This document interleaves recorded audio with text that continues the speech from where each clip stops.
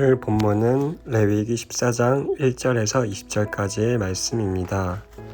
여호와께서 모세에게 말씀하여 이르시되 나병 환자가 정결하게 되는 날의 규례는 이러하니 곧 그 사람을 제사장에게로 데려갈 것이요 제사장은 진영에서 나가 진찰할지니 그 환자에게 있던 나병 환부가 나았으며 제사장은 그 정결함을 받을 자를 위하여 명령하여 살아있는 정결한 새 2마리와 백향목과 홍색 실과 우슬초를 가져오게 하고 제사장은 또 명령하여 그 새 하나는 흐르는 물 위 질그릇 안에서 잡게 하고 다른 새는 산채로 가져다가 백향목과 홍색 실과 우슬초와 함께 가져다가 흐르는 물 위에서 잡은 새의 피를 찍어 나병에서 정결함을 받을 자에게 7번 뿌려 정하다 하고 그 살아있는 새는 들에 놓을지며 정결함을 받는 자는 그의 옷을 빨고 모든 털을 밀고 물로 몸을 씻을 것이라. 그리하면 정하리니 그 후에 진영에 들어올 것이나 자기 장막 밖에 이래를 머물 것이요 7째 날에 그는 모든 털을 밀되 머리털과 수염과 눈썹을 다 밀고 그의 옷을 빨고 몸을 물에 씻을 것이라. 그리하면 정하리라.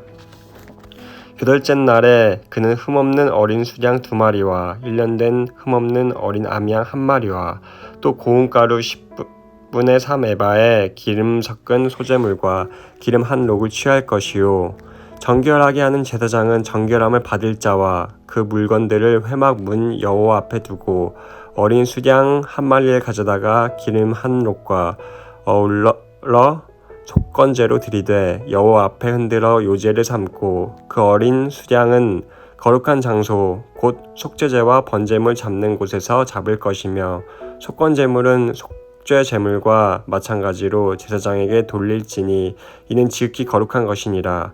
제사장은 그 속건제물의 피를 취하여 정결함을 받을 자의 오른쪽 귓부리와 오른쪽 엄지손가락과 오른쪽 엄지발가락에 바를 것이요 제사장은 또 그 1록의 기름을 취하여 자기 왼쪽 손바닥에 따르고 오른쪽 손가락으로 왼쪽 손에 기름을 찍어 그 손가락으로 그것을 여호와 앞에 7번 뿌릴 것이요 손에 남는 기름은 제사장이 정결함을 받을 자의 오른쪽 귓부리와 오른쪽 엄지손가락과 오른쪽 엄지발가락 곧 속건제물의 피 위에 바를 것이며 아직도 그 손에 남은 기름은 제사장이 그 정결함을 받는 자의 머리에 바르고 제사장은 여호와 앞에서 그를 위하여 속죄하고 또 제사장은 속죄제를 드려 그 부정함으로 말미암아 정결함을 받을 자를 위하여 속죄하고 그 후에 번제물을 잡을 것이요 제사장은 그 번제와 소제를 제단에 드려 그를 위하여 속죄할 것이라.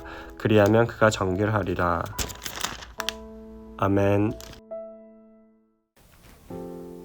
오늘 본문은 나병 환자가 정결하게 되는 모든 시간을 보낸 뒤 정결하게 되는 바로 그 날의 규례를 말씀하고 있습니다.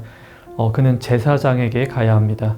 그러면 제사장은 일련의 과정들을 거친 다음 그에게 이제 정하게 되었다고 선포해 줍니다. 그러면 그는 목욕을 하고 그동안 입었던 옷을 빱니다. 이렇게 한 후에 나병 환자는 다시금 공동체 안으로 들어갈 수 있게 됩니다.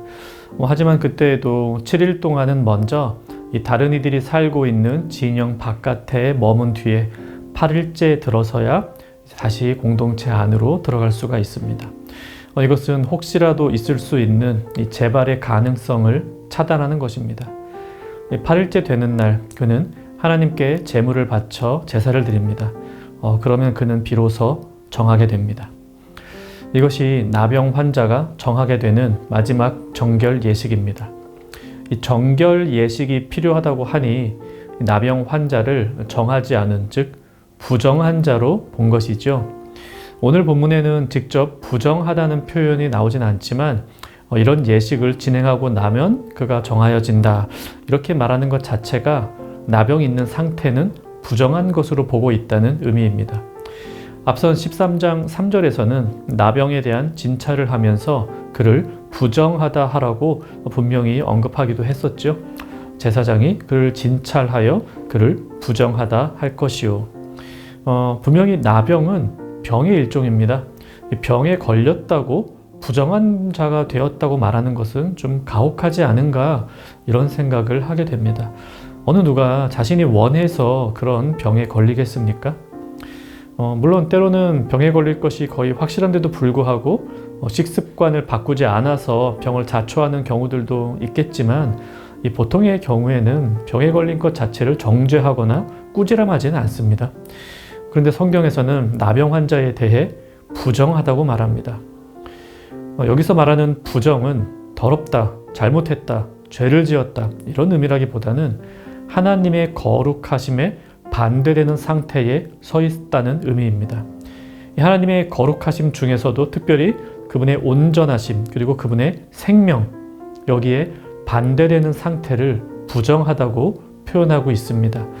요컨대 병에 걸린 사람의 잘못 때문에 이 사람이 부정하게 되었다는 것이 아니라 나병과 같은 심각한 병은 죽음과 가까이 서 있을 수밖에 없기 때문에 거룩함과 반대되는 부정한 편에 서 있는 것이다라고 말하고 있는 것입니다.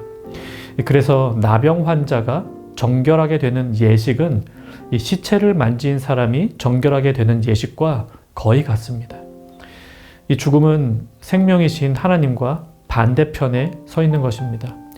그리고 이런 부정을 이겨내기 위하여 제사장을 통해 정결 예식 규례를 말씀하고 있습니다. 즉 나병 환자를 정죄하거나 그를 공동체로부터 축출하기 위한 의도를 가지고 이런 예식을 만드는 것이 아니라 그를 다시 하나님의 거룩한 백성으로서의 삶에 참여시키기 위해 정결 예식이 필요했던 것입니다.